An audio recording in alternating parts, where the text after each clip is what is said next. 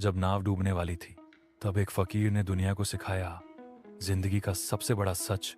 आसमान फट रहा था, बिजली कड़क रही थी, हवा चीख रही थी, और समंदर समंदर खूनी हो चुका था। एक छोटी सी नाव बस एक टूटी हुई लकड़ी का टुकड़ा तूफान के बीच फंसी हुई थी। लहरें उसे आसमान तक उछाल रही थीं, फिर नीचे गहराइयों में धकेल रही थीं। हम डूब जाएंगे, किसी ने चीख कर कहा। भगवान, बचा लो हमें। एक माँ अपने बच्चों को सीने से लगाए रो रही थी। पानी नाव में घुस रहा था और समय खत्म हो रहा था, लेकिन एक आदमी चुप था। वह बैठा था शांत, निश्चल, जैसे तूफान उसके आसपास हो ही नहीं रहा। एक मुसलमान फकीर। उसकी आंखें समंदर की लहरों में खोई हुई थीं। न रोया, न प्रार्थना की, न चिल्लाया। लोगों का गुस्सा फूट पड़ा। अरे फकीर, तू रोज नमाज पढ़ता है, आज जब जान जा रही है तू चुप क्यों है? क्या तेरा ईमान झूठा है? तू हमें बचा सकता है, तू प्रार्थना कर, तेरी आवाज ऊपर तक पहुंचेगी। फकीर मुस्कुराया, ऐसे मुस्कुराया जैसे वह कोई राज जानता हो। तुम प्रार्थना करो, मैं अभी चुप रहूंगा। लोग और भड़क गए, लेकिन फकीर ने आंखें बंद कर लीं और शांति से बैठ गया। फिर एक झटका, एक विशालकाय लहर ने नाव को ऐसे उछाला जैसे प्रकृति ने उसे अपनी मुट्ठी में ले लिया हो। लोग चीखे, मैं सारी दौलत दान कर दूंगा, मैं संन्यास ले लूंगा, मैं हर रोज मंदिर जाऊंगा। तभी फकीर अचानक खड़ा हुआ। उसकी आवाज गर्जन की तरह फैली। रुको, प्रार्थना बंद करो, किनारा दिख रहा है। सबने सिर उठाया और सचमुच दूर धुंधले से एक रेखा नजर आ रही थी, किनारा। लोग खुशी से चिल्लाए, हम बच गए, अल्लाह का शुक्र, भगवान ने बचा लिया। लेकिन प्रार्थनाएं बंद हो गईं। जो अपनी दौलत दान करने की बात कर रहा था, अब अपने सामान की गिनती कर रहा था। जो सन्यास लेने का वादा कर चुका था, वह हंसकर बोला, अब क्यों, अब तो जिंदगी है। और फिर फकीर ने कुछ ऐसा किया जिसने सबकी सांसें रोक दी।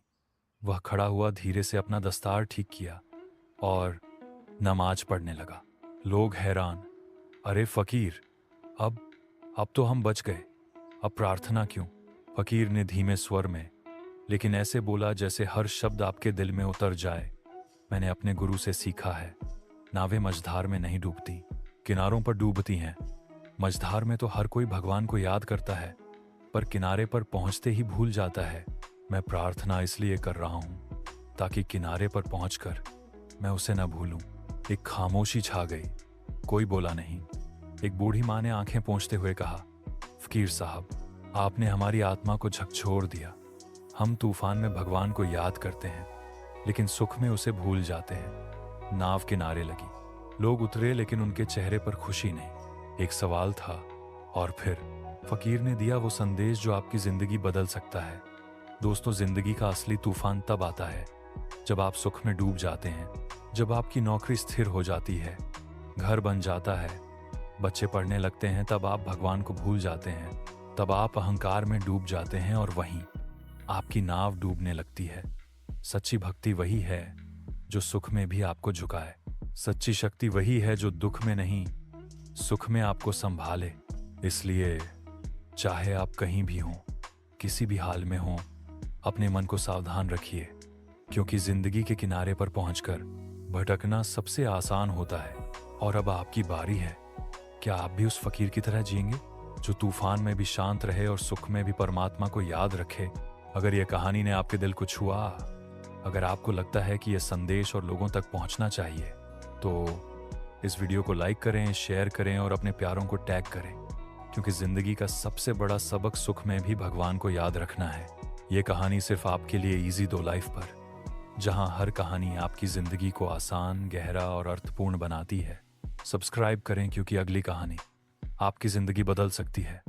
बेल आइकन दबाना ना भूलें, ताकि आप किसी संदेश को मिस न करें। धन्यवाद। आपका दोस्त, इजी दो लाइफ।